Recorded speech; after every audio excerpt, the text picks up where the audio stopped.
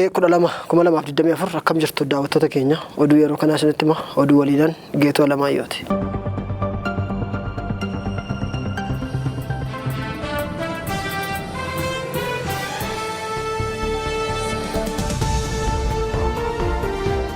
Magaalaa Finfinnee hospitaala Alaartitti qaama nama tokko keessaa sibiilonni gosa adda addaa 110 ogeessota fayyaan baafamuu dhaga'ame.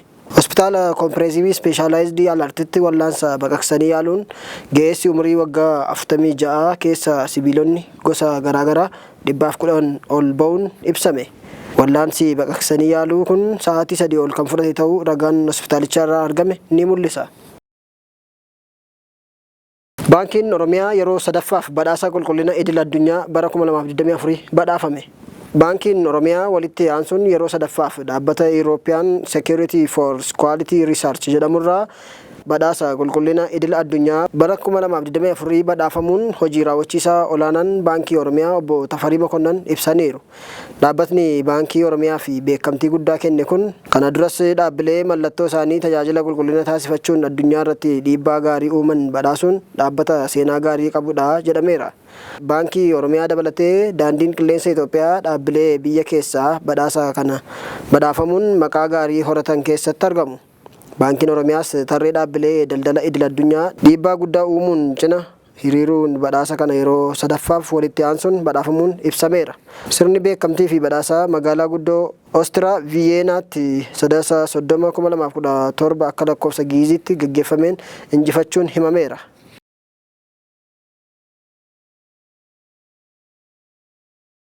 Gurri dhaabbilee hawaasaa siviilii 3 abbaa taayitaa siviilii Itoophiyaan irratti kaa'amee ture kaafame.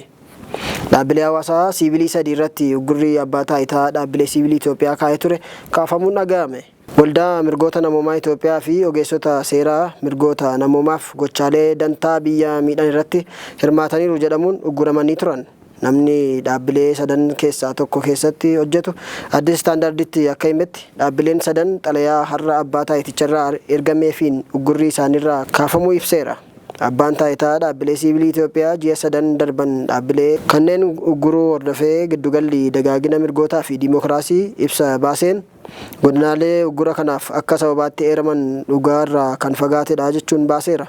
Dhaabbileen idil addunyaa mirga namoomaa fi falmanis murtii kana qeeqaa turaniiru. Dhaabbatni mirga namoomaa idil addunyaa The World Organization Against Torture jedhamu murteen mootummaan dabarse kun dirree dhaabbilee siviilii dhiphisaa jechuun qeeqeera. Mootummaan murtee kanaaf akka sababaatti dhaabbilee siviilii kunneen walabummaa siyaasaa hin qaban kan jedhe ta'us dhaabbatni mirga namoomaa idil addunyaa kun ibsa isaatiin sababni mootummaan kaa'e bu'uura hin qabu jedhe. Dhaabbatni mirga namoomaaf falmu Amnesty International gama isaatiin murteen dhaabbilee siviilii 3 dhorkuun dirreen siviilii dhiphachaa jiraachuu agarsiisaa jechuun qeeqeera.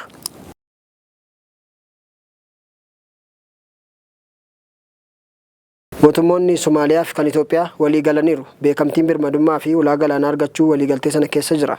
Maanguddummaa pirezidaantii Turkiyyee Rasiib Taayib Erdogaaniitiin magaalaa Turkiyyee Ankaaraa keessatti muummicha ministeeraa Abiy Ahmediif pirezidaantii Somaaliyaa Hassan Sheikh Mohammad kaleessa waliigaltee tokko mallatteessaniiru. Mataan mootummoota biyyoota lamaanii sun bakka Turkiyyeen argamtetti kan mallatteessan waliigaltee Ankaaraa jedhamee moggaafameera.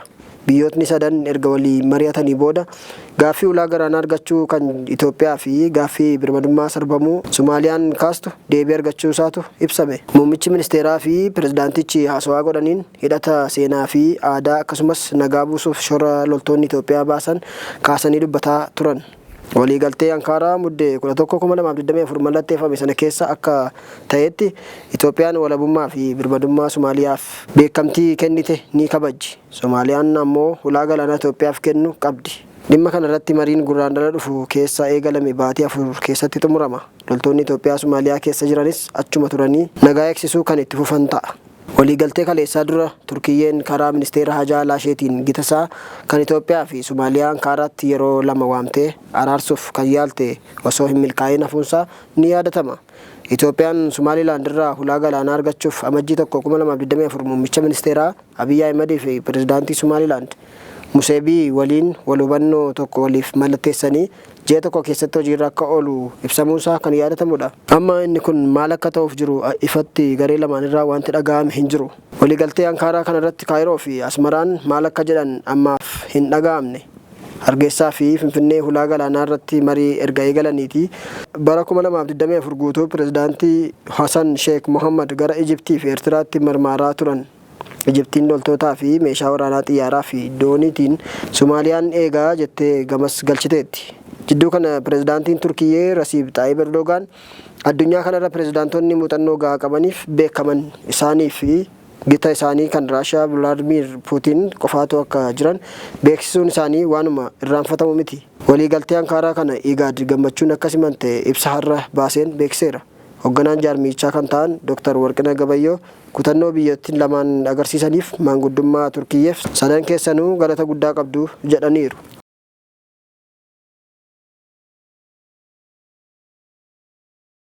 Pirezidaantiin Faransaay fuuldura kana Finfinnee dhufuuf akka jiran dhaga'ameera. Pirezidaantiin Emmanuel Macron torbee dhufu keessa gara biyya kanaa dhufuuf akka jiran Afrikaa Intelligensiitu baase. Macron kan Finfinnee dhufaniif muummicha ministeeraa Abiy Ahmed wajjin mari'achuufidha. Ijoo marii isaanii keessaa tokko dhimma buufata humna galaanaa qabaachuu isa jedhudha.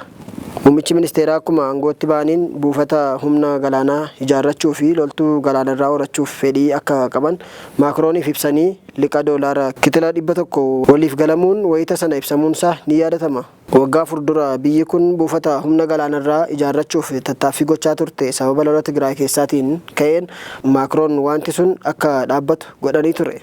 Yaada buufata humna galaanaa ijaarrachuu jedhu sana milkeessuuf waliigaltee liqa Faransaay tole jette turte sana irratti mataan biyyoota lamaan kana amma dubbachuuf jiru jedhameera. Emmanuel Macron kan as dhufan gara Jibuutii goranii gita isaanii Ismaa'eel Gulee wajjin dhimma nageenyaa Sudaan keessaa fi tumsa waraanaa biyyootni lamaan qaban irratti erga mari'atanii booda ta'a. Jubaalaandii fi mootummaan Somaaliyaa kaleessa wal waraanaa oolan. Mootummaan naannolee Somaaliyaan qabdu 6 keessaa tokko kan taate Jubaalaand mootummaa federaalaa wajjin kaleessa wal waraanaa turte. Raayyaa ittisa Somaaliyaa fi poolisootni Somaalilaand roobii kaleessaa ganamaan ture gama kibba dhiyaa biyyattiitti bakka 6ttidha wal waraanuu kan eegalan. Lolli naannoo magaalaa Raaskaamboonitti eegalame sana irraa aantummaa waraana bulchiisa Jubaalaandiin kan goolabame. Magaalaan Raaskaamboonii harka Jubaalaand galteetti. Bakka hundaattuu waraanni federaalaa moheeraa loltoonni mootummaa federaalaa kan Turkiyyeen leenjifamaa bahan 240 loltoota Jubaalaandiin booji'amanii 300 kan ta'an ammoo gara Keeniyaatti baqataniiru.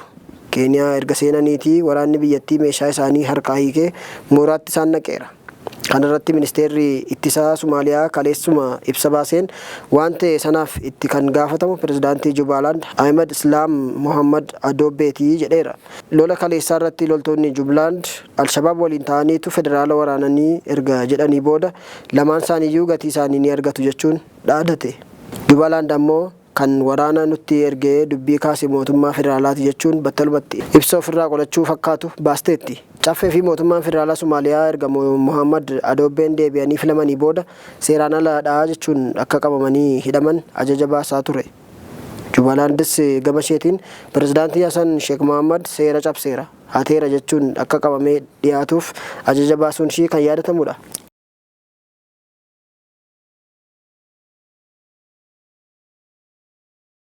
Oduu xumuraatiin Ameerikaan nama ogeessa IT lammii Chaayinaa eessa akka jiru natti himuu danda'uuf doolaara kitila 10 nan kaffalaa jette. Ogeessi IT Chaayinaa kun haleellaa saayibarii raawwateen odeeffannoo ijoo 81 ol dhaabbilee Ameerikaa irraa hatuun dhaga'ameera. Dargaggeessi kun odeeffannoo hatame kana dhaabbilee Chaayinaatti gurguree jedhama. Ogeessi Information Technology ganna 30 Guan Tianfeng jedhamu bulchiinsa Chaayinaa Sichuan keessa jiraata. Dargaggeessi kun ogeessa dhaabbata teekinooloojii odeeffannoo Sichuan keessatti qacaramee hojjetu yoo ta'u bara 2020 keessa haleellaan saayibarii hamaa dhaabbilee Ameerikaa irratti raawwachuusaa gabaafameera. Sababa haleellaa dargaggeessa kanaan odeeffannoowwan ijoo 81 akka hataman kan himtu yoo ta'u dhaabbileen ijoo Ameerikaa haleellaa kanaan miidhaman keessaa dhaabni FBI jedhamu isa tokkodha. Dargaggeessi kun odeeffannoo ijoo dhaabbilee daldalaa fi mootummaa Chaayinaaf dabarsee kennuunsaa ibsameera. Odeeffannoo dargaggeessi kun hate keessaa jechoota dabarsoo dhaabbilee idil addunyaa hedduu odeeffannoowwan faayidaa qabanii fi bu'uuraalee biroo kanneen ijoodha.